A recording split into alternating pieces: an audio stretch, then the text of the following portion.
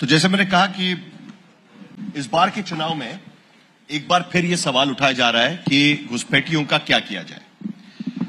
कुछ दिन पहले भारत के गृह मंत्री अमित शाह का बयान मैं यहां पर देख रहा था और उन्होंने कहा था कि हर इलीगल इमिग्रेंट को, जनवरी 30 को यह बयान दिया गया था, हर इलीगल इमिग्रेंट को 1 by 1, एक के बाद एक आइडेंटिफाई किया जाएगा और डिपोर्ट किया जाएगा। शुरुआत आप ही से करनी होगी। भारतीय जनता पार्टी की प्रवक्ता इस वक्त हमारे साथ में है।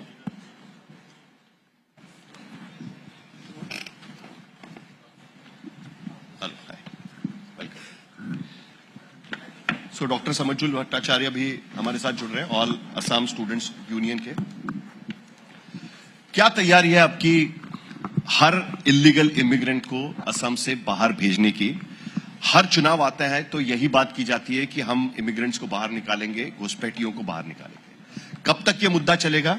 और जैसे अमित शाह कह रहे हैं, हर किसी को आइडेंटिफाई किया जाएगा और देश से बाहर निकालेंगे। जी, फर्स्ट ऑफ ऑल तो धन्यवाद मुझे यह मंच देने के लिए। जो घुसपैठियों का इशू है ना, वो हमारा आज का इशू नहीं है। बहुत सालों से हम आसाम वासी एक घुसपैठियों के साथ लड़ रहे हैं, क्योंकि हम सबको पता है कि बांग्लादेश हमारे एकदम ही नियर बाय कंट्री है और वहां का जो बॉर्डर सिक्योरिटी था during the rule of Congress government, it was not good at all. It was not good at all, because of which बहुत सारे घुसपैठिया आसानी से आसाम में प्रवेश कर सकते थे और उस कारण क्या हुआ, हमारे ऊपर डेमोग्राफिक इन्वेशन होने लगा। अभी देखिए 126 कंस्टिट्यूएंसी है हमारे आसाम में, उनमें से 22 कंस्टिट्यूएंसी ऑलरेडी माइनॉरिटी के हाथ में जा चुका है। तो हम नहीं चाहते हैं कि भविष्य में जैसे 126 कंस्टिट्यूएंसी में 40% कंस्टिट्यूएंसी उनके हाथ में चला जाए, क्योंकि आसाम में अगर आज हम पॉपुलेशन देखें तो माइनॉरिटी पॉपुलेशन 40% तक वृद्धि हो चुका है, बढ़ चुका है। इसीलिए हिमंत बिस्वा शर्मा जी ने, हमारे मुख्यमंत्री, हम सौभाग्यवान है कि उनके जैसा मुख्यमंत्री आसाम को मिला है, क्योंकि उनके नेतृत्व में अभी 1.6 लाख बीघा जमीन, अराउंड 50,000 एकड़ ऑफ जमीन इन एनक्रोचर्सों से मुक्त किया गया है। क्योंकि वो लोग क्या करते हैं, वो लोग एक जिला से दूसरे जिला में काम के संक्रांत में जाते हैं और उस जिला के जो गवर्नमेंट लैंड्स होते हैं उनको ऑक्युपाई करते हैं और धीरे धीरे अपना जनसंख्या बढ़ा के, पॉपुलेशन ब्लास्ट करके उस एरिया में अपना पॉपुलेशन बढ़ा के, तो उस आपके एरिया को हिसाब से जो घुसपैठी है वो सारे मुसलमान हैं? आपके हिसाब से सारे बांग्लादेशी में नहीं, सारे मुसलमान हैं? नहीं, देखिए भारत एक सेक्युलर कंट्री, यहाँ पे हिंदू एंड मुस्लिम हम नहीं बोल सकते। इमिग्रेंट्स की बात ये इमिग्रेंट्स जो है, ये हम बोंगियो मूलम मुसलमान बोलते हैं इनको। नहीं, ये तो आप ये कहना चाहती है कि जितने घुसपैठिए इस वक्त असम के भीतर है वो सारे मुसलमान ही घुसपैठिए हैं? देखिए, अगर आप मुझे ये पूछेंगे कि मुसलमान है तो मैं ये नहीं बोलूंगी कि मुसलमान है, क्योंकि हम एक सेक्युलर कंट्री है। यहाँ पे हिंदू जो भारतीय नागरिक है उनको अधिकार है यहाँ पे रहने का, लेकिन जो Bangladeshi origin minority, Bangladeshi origin मुसलमान, बांग्लादेश के मुसलमान, उनको यहाँ पे परमिशन नहीं है रहने का। जैसे कि 1971 से जो पहले आ गए थे, उनको अकॉर्डिंग टू असम अकॉर्ड उनको सिटीजनशिप मिल सकता है। लेकिन उसके बाद भी संख्या आप देखिए कितना हद तक बढ़ चुका है कि आज के डेट में असम में माइनॉरिटी 40% तक वृद्धि हो चुका है। वो कोई मामूली बात नहीं है। अभी वो लोग एडमिनिस्ट्रेशन में भी घुसना शुरू कर दिया है, क्योंकि अगर हम अभी भी लाइटली लेंगे जो इंडिजिनियस पीपल है, जो हमारा अपकमिंग फ्यूचर जनरेशन है, उनका भविष्य अंधकार में चला जाएगा। क्योंकि डॉक्टर भट्टाचार्य, अभी आपने सुना कि भारतीय जनता पार्टी की प्रवक्ता क्या कह रही थी। आप घुसपैठियों का डेफिनेशन किस तरीके से करते हैं? असम अकॉर्ड की तरह आप करेंगे कि जिसके बाद 6 साल की आपके एजिटेशन के बाद में असम अकॉर्ड हुआ था और जिसके बाद आपने एजिटेशन वापस लिया था और तब भी ये कहा गया था कि असम के भीतर जितने घुसपैठियां हैं उनको निकाल दिया जाएगा। आज की स्थिति में क्या ये सिर्फ हिंदू मुस्लिम का मुद्दा बन गया है या घुसपैठियों में सभी लोग आते हैं जो उससे पहले आकर असम में बसे हुए हैं और जिसकी वजह से असम की संस्कृति पर खतरा मंडरा रहा है? See, thank you very much for organizing this such a conclave. After historic Assam movement, Assam Accord was signed. So in 1985, the government of India had said those who have entered up to 71, they'll be detected, their name will be deleted, they'll be deported. अब तक क्या हुआ है? For that we are fighting 6 years Assam movement. Then Assam Accord, then 40 years.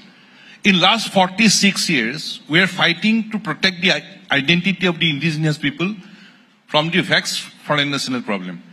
India का कोई एक state को आप आइडेंटिफाई कीजिए जहां पे indigenous people are fighting for the protection of the indigenous people of their own state. अब एक state identify कीजिए. But here in Assam, in last 46 years, we are fighting to protect our language, culture, identity in our own motherland. This is the situation. And where is the solution? Solution is very clear. Solution lies in Assam Accord. Those who have entered into up to 71, detect them, delete their name from the electoral and deport them. I have 9-point formula to solve this problem permanently. Number one, implement all the clauses of the Assam Accord within a specific time frame. 40 years हो गया, up to time frame बनाइए. Number one. Number two, seal the border. If the government of India can seal the Indo-Pak border within a specific time frame, why not in the case of Assam? It is only 268 kilometers. 268 kilometer riverine and other land areas. Riverine is total porous. And seal this international border, issue suit and site order in the Indo-Bangla border. Number two. Number three, give constitutional safeguards to the indigenous people of Assam as per Assam Accord, clause 6 of the Assam Accord, as per the recommendation of the retired Justice Biplab Kumar Sharma committee, which was formed by the government of India, Home Ministry. Implement all recommendations. Number four, update NRC. NRC काम आधा हुआ है. So the government of Assam and government of India should file affidavit in the before the Supreme Court. We have already filed. The government of Assam and government of India has said the NRC is not correct. It's right. NRC is not correct. But they should. NRC correct नहीं मतलब आपको क्या लगता है कि जो number NRC में दिख रहा है उससे कई ज्यादा संख्या में लोग यहाँ पर बसे हुए हैं? करेक्ट. जो नंबर्स उसमें आए हुए हैं वो सही नहीं है. करेक्ट. ये आपको लगता है? Correct. The direction of the Supreme Court was not implemented effectively. So we are not happy with the result. So we have appealed before the Supreme Court of India for a remedial measure. Now the Assam government and government of India should file affidavit before the Supreme Court of India. Number four, give economic safeguard to the indigenous people of Assam as per clause 7 of the Assam Accord. Then evict the forest land, eviction should be there from the forest land and government land as per clause 10 of the Assam Accord. Abhi eviction chal raha hai. We are supporting it. It is in the Assam Accord. As per clause 10 of the Assam Accord, there should be a vigorous eviction from the forest land and the government land. तो क्या दिक्कत क्या है आपके हिसाब से? दिक्कत क्या है आज की स्थिति में? हर चुनाव दर चुनाव हर 5 साल के बाद यही मुद्दा उठता है कि हम घुसपैठियों को बाहर निकालेंगे. इस बार भी देश के गृह मंत्री आकर असम में आकर कहते हैं कि हमें आप वोट दीजिए, अगर हम सत्ता में आते हैं तो हम घुसपैठियों को बाहर निकालेंगे.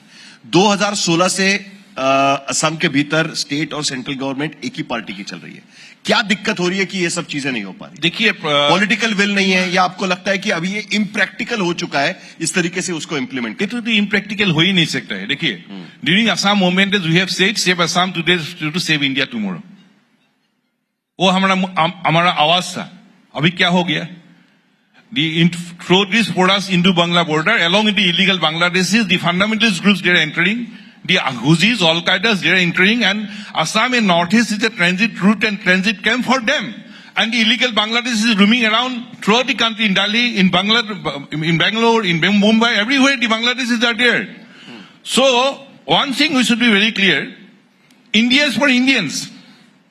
India is for Indians. And Assam and Northeast is in India. So there is no place of illegal Bangladeshis in Assam, in Northeast and in India. That should be very clear. ये बात तो बिल्कुल सही है कि ये देश सिर्फ देशवासियों के लिए होना चाहिए. उसमें कोई इलीगल इमिग्रेंट नहीं होना चाहिए कि जो गैर कानूनी तरीके से इस देश के भीतर रह रहा है. सवाल यहाँ पर अमीनुल जी, ये आपको एक बात बता दूं. दो सोल्यूशन हम आपको बताना है.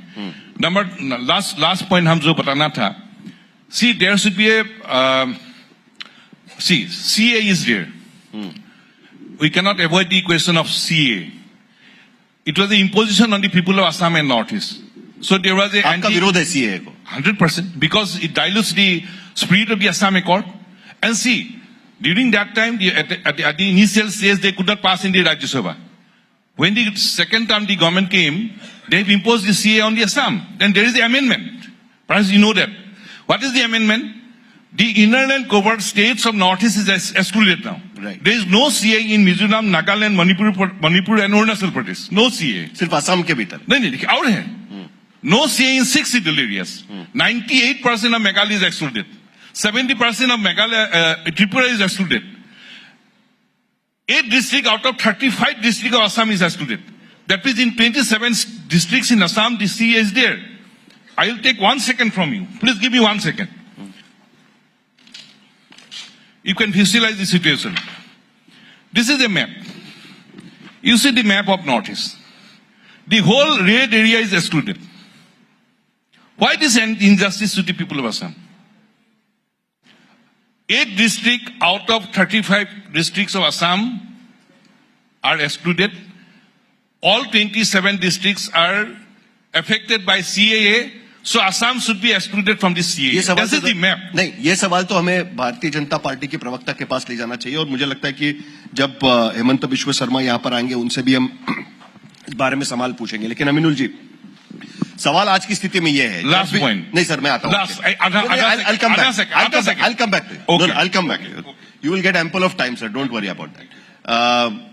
बट अमीनुल जी, जब भी घुसपैठियों का मुद्दा निकलता है तब सबके दिमाग के सामने एक तस्वीर आती है, वो मुसलमान की तस्वीर आती है। राजनीतिक दृष्टि से अगर हम घुसपैठी अगर बात करें तो मुसलमान ही सबके सामने रखा जाता है। आपको लगता है कि ये हिंदू मुसलमान का मुद्दा है और इसीलिए ये मुद्दा उठाया जा रहा है, या सचमुच में जिसका जिक्र थोड़ी देर पहले यहां पर ऑल असम स्टूडेंट्स यूनियन के एडवाइजर कर रहे थे, उस हिसाब से अगर हम देखें तो सचमुच में असम की संस्कृति का मुद्दा है। कहीं ना कहीं असम की संस्कृति पर आक्रमण हो रहा है और उसकी वजह से इसका इंप्लीमेंटेशन बहुत जरूरी है। देखिए, सबसे बड़ा बात यह है कि जो अभी जो इमिग्रेशन का बात यहाँ में आ रहा है, तो ये कि बात इजी से हमको पकड़ना चाहिए। इमिग्रेशन कब से हो रहा है, कैसे हो रहा है, उसको कैसे हम लोग हैंडल कर रहे हैं। सबको यही था कि आसाम एक्ट हो गया 1971, जो काट ऑफ ईयर हो गया, उसका बाद हो गया। उसका बाद से 2014 तक किसने लाया, कहा किसने लाया, कहा उसका बाद फिर अभी 2024 तक किसने एक्सटेंशन किया, फॉर हुज इंटरेस्ट, किसके इंटरेस्ट पे हो रहा है। अगर इसको once for all it's the settlement of the foreigners issue, that is the NRC. अब तो एनआरसी ना स्टेट गवर्नमेंट ने किया, ना सेंट्रल ने किया, ना बीजेपी ने किया, ना कांग्रेस ने, ना यूडीएफ ने। सुप्रीम कोर्ट की निगरानी में जो एनआरसी बना, उसके जो 19 लाख का पीपल्स का नाम अभी तक नहीं है, अब तक नहीं आया, उसके फिर हाल क्या है।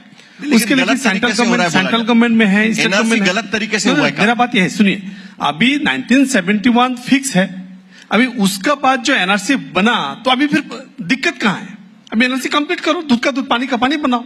ऐसे इलेक्शन आने के पहले टाली टुपला बंद के रखो, जाना पड़ेगा। वो लास्ट इलेक्शन का था, इस बार ढूंढ के निकाल के भेजेंगे, ये इस बार का इशू है। तो कभी बोलता कि नहीं 100 किलोमीटर पास नहीं आने देंगे, ये सरायघाट का लास्ट मूवमेंट है, ये असम का अस्तित्व रक्षा का मूवमेंट है। ये सब इलेक्शन आने के याद हो जाता है, लेकिन कोई भी नहीं चाहता कि हमें फॉरेनर्स रहे।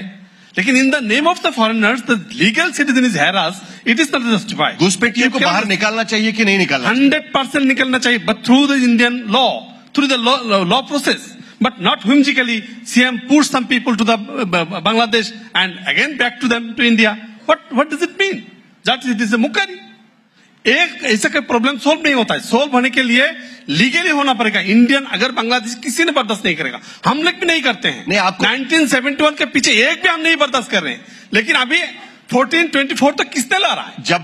जब भी घुसपैठियों की बात की जाती है, डेमोग्राफिक चेंज, डेमोग्राफी का चेंज करता है, लैंग्वेज का चेंज लाता है, प्रवक्ता कल्चर का चेंज के बारे में लाता है। आपने समुज्जुल जी को सुना, दोनों ये कह रहे हैं कि डेमोग्राफिक चेंज हो रहा है और इसी की वजह से घुसपैठियों को निकालना चाहिए। और उसका विरोध कौन करता है? तो एआईडीयूएफ। सुनिए, नहीं, ऐसा बात नहीं है। डेमोग्राफी का चेंज है, you should prove that they are not Indian citizen, you have to prove, but eviction is not the solution. Pick up and throw and deport without the judicial process, it is not the process. ये सब process establish करने के लिए वो foreigner citizen आपको establish करना पड़ेगा। जो फॉरेनर जो डिपोटर भी बन रहा है, जो डिटेंशन कैंप बन रहा है, ठीक है, हम लोग सपोर्ट है, 71 तो सपोर्ट है। तो इसके लिए तो जुडिशियल प्रोसेस में जाना पड़ेगा। लोग बहुत सारे चीफ मिनिस्टर ने बोला कि बहुत सारे दिया है, कोई ने कंप्लेन नहीं किया है, जो दिया है कंप्लेन नहीं किया है। लेकिन ये डेमोग्राफी चेंज है बोल के किसी का इविक्शन करोगे, घर से निकाल के दोगे, ठीक है, ये तुम्हें बीइंग अ वेलफेयर स्टेट, इसको इविक्शन करने से पहले तुम्हारा जिम्मेदारी नहीं है, ये इंडियन सिटीजन इसको करना है। नेली हुआ है, जो कितना NRC आदमी को, नेली में इतना आदमी को मरा है, एक आदमी को वहां में बांग्लादेशी बना सका? जो एनआरसी किया हुआ है और जो नंबर्स एनआरसी के आए हुए हैं, 2 लोग यहां पर कह रहे हैं कि वो एनआरसी गलत तरीके से हुआ है और वो नए तरीके से होना। कैसे बनाए? अपना साथ पूर्ण नहीं हो तो गलत हो जाता है। एनआरसी मैं बनाना, आप बनाना, Indian government, central government. NRC जब रिवेरिफिकेशन का बात आ गया तो 20% रिवेरिफिकेशन हो गया, और उसके बाद अभी जबरदस्ती ये इशू जिंदा रखना, 46 ईयर से ये क्यों इशू लगता है कि जिंदा ये रखना, आपको ये इन लोग का मुद्दा है। नहीं, आपको क्यों लगता है कि ये बोल रहे हैं कि गलत तरीके से हुआ है एनआरसी? कौन से? ये लोग बोल रहे हैं how they can prove that it is गलत तरीके से हुआ है? समझ लीजिए, ये बताइए। सुप्रीम कोर्ट ने बनाया। Please, ये tell us, supreme yes. Court ने बनाया। अभी एलिगेशन डालना तो उस टाइम पे क्या किया था? तो जो एनआरसी बना, क्या डॉक्यूमेंट के ऊपर बेस नहीं हुआ था? समझो। See, there is a change of demography. We must accept that. The illegal foreigners, they are there in the forest land. They have occupied, encroached our Sotra's land. They have encroached the forest land. There is a change of demography. No, but Now, the regarding the question is NRC, that- NRC, No, yeah, NRC. Why are you NRC, saying that whole it's- process, for the first time, a procedure is adopted, and it was monitored by the Supreme Court of India. But regarding results, we are not satisfied because the circulars and direction of the Supreme Court of India was not implemented in the ground. And for that, responsible to do it. Pardon? किसकी responsibility थी वो? वो तो state government और central government का machinery का है. Both government had failed. आपकी सरकार फेल हो गई कह रहे हैं एनआरसी Totally इंप्लीमेंट fair, करने totally में। fair. सही NRC तरीके से इंप्लीमेंट करने के लिए फेल हो। एनआरसी और कहाँ पे मैं आती हूँ। एनआरसी के संदर्भ में मैं एक बात बोलना चाहती हूँ कि 2014 में हमारे जो प्राक्तन मुख्यमंत्री थे प्रयात तरुण गोगोई जी, उन्होंने एक एफिडेविट सबमिट किया था कि 2014 तक जितने भी घुसपैठिए यहाँ पे आए हैं उनको भारतीय नागरिकता दे देनी चाहिए, सिटीजनशिप दे देनी चाहिए। ये बात उनको जाननी चाहिए। तो वो लोग कैसे बोल सकते कि वो एनआरसी सही है? और हम सबको पता है कि एनआरसी तो अभी जो हुआ है, एनआरसी जो है 2019 के बाद जो हुआ है उसके बाद NRC is prepared on the basis of 1971. हम On the basis of हम उसके 1971. संदर्भ में कैसे NRC बोल is not सकते हैं कि based वो on the गलत है क्या सही है? 2014. हम सुप्रीम कोर्ट से बड़े हैं क्या? और कहा के बारे में जो बोल रहे हैं, वो कहा कह के रहे हैं टाइम कि पे जिन्हें एनआरसी इंप्लीमेंट करना था वो तो अधिकारी आपके सरकार के अधिकारी थे और आपके सरकार के अधिकारियों ने काम ठीक से नहीं किया। इसके नहीं वजह से नहीं NRC कहा। एनआरसी का काम कब हुआ था? आप खुद भी बोल रहे हैं कि कांग्रेस के सरकार के टाइम में ना 2014 में 2014 से किसने NRC एफिडेविट हुआ। सबमिट किया था? तरुण गोगोई जी ने किया था। और का के लिए जो बोल रहे हैं, का आंदोलन के टाइम में ये जो विरोधी संगठन है उन लोगों ने क्या बोला था कि 1.5 करोड़ लोग आ जाएंगे बांग्लादेश से, बस रेडी है बॉर्डर पार। अभी का इम्प्लीमेंट होगा, अभी 1.5 करोड़ लोग आ जाएंगे असम में। कहा है वो 1.5 करोड़ लोग? कहा गए? अब तक तो मुझे जितना पता है 2 डिजिट में भी लोग नहीं आए होंगे। कहा गए वो 1.5 करोड़ लोग जिसके दुहाई दे के पूरे असम को जलाया गया था। ये कला क्षेत्र जलाने के लिए चल पड़े थे। हमारे नौजवानों ने जान खोई है अपनी। हम लोग कहा भी देखा, क्यों डेड बॉडी मिसलीड करते किसने हैं? थैला हमारे में यूथ लेके को, असेंबली हमारे में लोगों को लेकिन मिसलीड करने there का are two issues, अधिकार there are two है। issues. कहाँ है वो 1.5 करोड़ लोग? There are two issues. There are two issues. We should be very clear. One NRC. The Supreme Court had monitored the whole process, but who run this machinery? Assam government and government of India. They have failed to implement the directive of the Supreme Court of India. The government of Assam and government of India now said it is not correct. We are admitting. They are agreeing to our views. But they should submit affidavit before the Supreme Court of India, not before the press conference, or not in the public meeting. At least why this affidavit is not before the apex court? That is number one. Number two, regarding CAA, CAA was imposed on us. It was the injustice. Now, coming to the point, the amendment. If the CAI is bad for the inland covered states of the Northeast, if CAI is bad for the 6 scheduled areas of the Northeast, how this CAA can be good for the other parts of Assam and Northeast? Very clear. देखिए घुसपैठिए border पर आ जाए वो सबके लिए सही है, लेकिन जो हमारे हिंदू लोग बांग्लादेश में है वो अगर लीगली अगर असम में आ रहे हैं वो सबके लिए गलत है। एक हिंदू बंदे को बांग्लादेश में जला दिया गया। असम अकॉर्ड में तो उसका उल्लेख है नहीं। कुछ नहीं बोला। असम अकॉर्ड में तो उसका उल्लेख है नहीं। का जो ला रहे, मुझे एक सवाल विरोधियों से करना है कि आप लोगों ने जो असम को जला दिया था, जिनके कारण हमारे नौजवानों ने जान खोई, आप लोगों ने जो मिसलीड किया था कि 1.5 करोड़ लोग बांग्लादेश से आ जाएंगे, बस तैयार है बॉर्डर पे। कहा है वो 1.5 करोड़ लोग? Foreigner, he may be Hindu, he may be का Muslim. अधिकार It's very किसने clear. ठीक है, हाँ जी बोलिए। Foreigner is a foreigner. He may be Hindu, he may be Muslim. As per Assam Accord, Foreigner is a foreigner. Yes. Foreigner is a foreigner. He may be Hindu, he may be No Muslim. Hindu, no Muslim. Yes. It And is the a secular state. Assam Accord has said those who have entered up to 71, he may stay in Assam, but those who have entered after 71, they must be expelled. And this This 6A is now validated by the constitution bench of the Supreme Court of India. ठीक है, अमीनुल जी जल्दी से आपका जवाब जी। नहीं, मेरा बात यह कहना है कि जो एनआरसी सीए का जो बात चल रहा है कि ये सीए जो it's not a violation of the Assam accord, it is not the violation of the section 6A of the citizenship act 1951. Totally, it is a violation of this Assam Accord and Assam movement and everything. Even Citizenship Act 6A, Section 6A of the Citizenship Act 1955. मेरा ये कहना है कि ये जो system है ये election आने के टाइम में सब याद आ जाता है, और ये whimsically फोर्सफुली अगर किसी इंडियन गरीब पीपल को हटाएंगे, एक बहाना ये है कि डेमोग्राफिक खतरे में है। तो आपकी पार्टी की ये भूमिका है कि जो 19 लाख लोग एनआरसी के भीतर पकड़े गए हैं कि जिनके पास डॉक्यूमेंट्स नहीं, उन सभी पर कार्रवाई होनी चाहिए, वो सभी को फॉरेनर्स के तौर पर। हाँ, जो प्रोसेस है इसको क्लेम एंड ऑब्जेक्शन का स्लिप मिलना चाहिए, उसको पूर्व विचार होना चाहिए, और अगर वो बांग्लादेश है उसको भेज देना चाहिए। भास्कर कलिता, ये आप माइक उठाइए प्लीज। बड़ी इंटरेस्टिंग फिगर है, 40 साल में इलीगल इमिग्रेंट्स पर असम के भीतर जो कार्रवाई हुई है, बड़ी बड़ी बातें सभी सरकारों ने की है, कांग्रेस की सरकार हो या बीजेपी की सरकार हो। 1.70 lakh illegal foreigners have been detected, जो डिटेक्ट और डिटेन और उसके बाद डिपोर्ट की बात की जाती है, उसमें से अब तक 40 साल में 1.7 lakh illegal immigrants have been detected. Deport कितने किए हैं 40 साल में? 31,000। यह रिकॉर्ड है आज की स्थिति में। क्या आपको लगता है कि जिस तरीके से आज ये इलीगल इमिग्रेंट्स की सिचुएशन असम के भीतर दिख रही है, इन रियलिटी नंबर्स कुछ और है, और आज की स्थिति में इसका कोई प्रैक्टिकल सॉल्यूशन निकल सकता है? See, with regards to the infiltration, their detection, identification, deportation, probably the panelists there, they would be able to address it better. But however, I'll touch upon, the security changes or the security implications of such a large number of foreigners staying in a different country. Firstly, though people say that the reasons of infiltration or migration of illegal people from another country, the reasons are different here. People say these are basically economic reasons. Whatever the reasons could be. But the point is... But you think it is economic reason? The immigration happened? See, it could be economic reasons because of certain situations in a country. But notwithstanding that, that cannot be a ground for another country, to accept those illegal migrants and then grant them citizenship.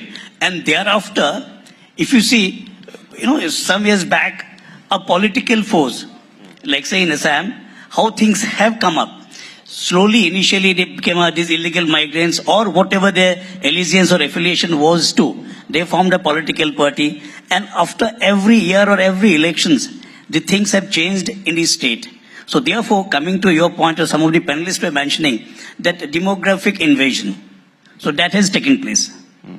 The political power sharing or power distribution in last few years indicates... Are you hinting at somebody? आप किसी की तरफ इशारा बोलेंगे हिंदी में भी बोलेंगे, no issue. नहीं, आप किसी की तरफ इशारा करना चाहते हैं? No. नहीं. I see. I'll never do that because I have been in uniform for last 40 years, so I won't do that. Okay. Yeah. But आपको लगता है कि ये पॉलिटिकल फायदे के लिए इमिग्रेंट्स को अलाउ किया गया, घुसपैठियों को अलाउ किया गया, और जिसके वजह से डेमोग्राफिक चेंजेस असम के भीतर दिखाई दे रहे हैं? That is your larger. Yeah, it's a very clear thing. Yes. अभिनुल ji, are you agreeing with this? Yes. ये जो बात है, इमिग्रेशन एक दुनिया का एक सिस्टम है। अभी कनाडा में, लेकिन राजनीतिक फायदे के लिए कॉन्स्टिट्यूएंसीज बनाई गई, स्पेसिफिक वो कह रहे हैं। देखिए, ये कोई ऐसा बात नहीं कि ये पॉपुलेशन ग्रोथ रेट आप देख लीजिए, कितना ज्यादा मुस्लिम का ज्यादा है। इसके बंद करने के लिए क्या कदम उठाया गया, इतना सारे गवर्नमेंट ने चला गया। ये इलिटरेट है, पॉवर्टी है, तो अल्टीमेटली पॉपुलेशन ज्यादा हो रहा है, ये साइंस बोलता है, सोशल साइंस यही बोलता है। तो इन लोगों को कंट्रोल करने के लिए जो प्रॉपर एजुकेशन देना चाहिए, इंफ्रास्ट्रक्चर देना चाहिए। नहीं, वो उसके वजह से पॉपुलेशन ग्रोथ की बात नहीं कर रहे हैं। तो मैं ये वो कह रहे हैं कि इलीगल इमिग्रेंट्स आने की वजह से पॉपुलेशन ग्रोथ हुआ है और इसी की वजह से कॉन्स्टिट्यूएंसी चेंज हुई है और राजनीतिक फायदे के लिए वो अलाउ किया गया। ये सरासर झूठ है। कोई, मेरा ख्याल से कोई ऐसा पॉलिटिक्स नहीं कर रहा है। हाँ, एक पॉलिटिक्स मैं देख रहा हूं, क्योंकि जो थ्रो का के जरिए किसी हिंदू आदमी को यहाँ घुसा के उन लोगों को सिटीजनशिप देके पॉलिटिकली एक टर्मिनल बनाने की कोशिश कर रहे हैं। इससे पहले 1971 जो था उसके ऊपर मैं बेस करके जो फॉरेनर्स था, तो वो हिंदू हो या मुस्लिम हो, जो भी हो, फॉरेनर थे। तो लेकिन अभी जो का के जरिए बन रहा है, ये पॉलिटिकल फायदे में हो रहा है। जी एक मिनट ये लोग बोल रहे अमीनुल जी बोल रहे हैं कि यहाँ पे उनका कोई डेमोग्राफिक इन्वेशन नहीं है, उनके कारण हमारा जनसंख्या नहीं बढ़ रहा है। तो फिर बागबोर में जहाँ पे 20% हिंदू पॉपुलेशन हुआ करता था, वो पॉपुलेशन अभी 3.5% क्यों हो गया? मुस्लिम पॉपुलेशन क्यों बढ़ गया? मियाओं का संख्या क्यों बढ़ गया? अगर यहाँ पे उनका जनसंख्या पॉपुलेशन ब्लास्ट नहीं हो रहा है, जवाब दीजिए। अब 1947 पार्टीशन के टाइम पे सिलहट ईस्ट पाकिस्तान के हिस्से गया था, और जो करीमगंज है वो हमारे हिंदुस्तान आसाम के हिस्से आया था। उस टाइम पे सिलहट में पॉपुलेशन था 95% हिंदू एंड 5% ओनली मुस्लिम। अभी क्या है? अभी क्या है? वहाँ पे हिंदू पॉपुलेशन कितना है? हिंदू खत्म हो गए। वो लोग हिंदुओं को खत्म करके अपना राजत्व बनाने की कोशिश करें, लेकिन समय खत्म हो रहा है। एक भी केस फाइल नहीं हुआ। हमारा सरकार ही एकमात्र ऐसा सरकार है जो ये जो हम प्रॉब्लम फेस कर तो रहे अभी हैं, इस बार आपकी सरकार आएगी तो अगले एक साल में सारे इमिग्रेंट्स बात ऐसा कि देखिए, अभी आपकी सरकार आएगी तो अगले साल भर में सारे इमिग्रेंट्स देखिए, एक सारे सरकार का घुसपैठियों को एग्जाम्पल निकाल लीजिए जिन्होंने इन Detection, illegal detect and immigrants deport. के खिलाफ एक भी स्टेप उठाया होगा। हमने 1.5 लाख बीघा से भी ज्यादा देखिए, जमीन एक बात है, ली क्या है, नहीं, एक तो बात है, उनमें क्यों? एक बात है, since Assam signing of Assam Accords, in last 40 years, we have seen all governments, all parties had ruled either in Delhi or in Dispur. सब पार्टी को वोट बैंक चाहिए, they want to protect their vote bank. Either some political parties wanted to protect their Muslim vote bank, some political parties wanted to protect their Hindu vote bank. That is the reality. Now, if you want to solve this problem, how to solve this? The time is over. Yes, time is over. I have 9 point. I'm telling you, I have 9-point formula. So it will take a lot of time. Allow me 9 seconds. Consecutive governments would not been able to solve it. Yes, अगर आप all government have 10 failed. seconds, sir, you have. Yeah, 10 seconds. Yeah. Solution. Implement all clauses of the Assam Accord. Number 1. Number 2, seal this Indo-Bangla border. Issue suit and site in the border. Right. 3. Give constitutional safeguard to the people of indigenous people of Assam. ठीक. As per Biplab Sharma जो committee. report में आया हुआ है. Yeah, report में आ रहा है. ठीक. अभी Assam government had initiated. So there should be a constitutional safeguard. There should be economic safeguard as per clause 7 of the Assam Accord. Right. Eviction process should be there, and there should be vigorous eviction on the government lands and the. जो बातें आप यहाँ पर कह रहे हैं. और है. Exclude Assam from CA. And last point, there should be a special operation against all illegal Bangladeshis and fundamentalist groups who are residing in Assam. ठीक है. Possible to implement this 9-point program. Any political party or any government have a political will to implement this 9-point program? Just quick answer because Chief Minister will be arriving. I'll give a very quick answer. On to that, I'll go to my first point. You see, there are an issue, we are talking about security implication. Yeah. Now, security implication of demographic change, I'll just give an example. Recently in the budget, it was announced that an underground railway line and a roadways network will be constructed in the Siliguri corridor. Why was that said? Because there has been a demographic change in the Siliguri corridor, ठीक है. and therefore this demographic change. उम्मीद सिर्फ इतनी कर सकते हैं हम कि ये मुद्दा हर बार चुनाव के वक्त उठने के बजाय इस पर कोई एक परमानेंट सॉल्यूशन बनाया जाए, जिसको लेकर एक असम अकॉर्ड बनाया गया था. We have given 9-point solution. We have given 9-point solution. And there's a special operation against illegal Bangladeshis and fundamentalist groups from the soil of Assam. But unfortunately, my time is over right now. Every government which comes for 5 years, after 5 years, वो हर बार इसी मुद्दे को लेकर सामने आते हैं कि हम घुसपैठियों को लेकर कुछ कार्रवाई करेंगे. उम्मीद इसी बात को लेकर है असम के भीतर, असम के जनता के भीतर कि इसका सॉल्यूशन कुछ निकल पाए. लेकिन आज आप इस पंचायत के मंच पर आए और आपने इस मुद्दे पर अपनी भूमिका रखी, इसके लिए आपका बहुत बहुत शुक्रिया.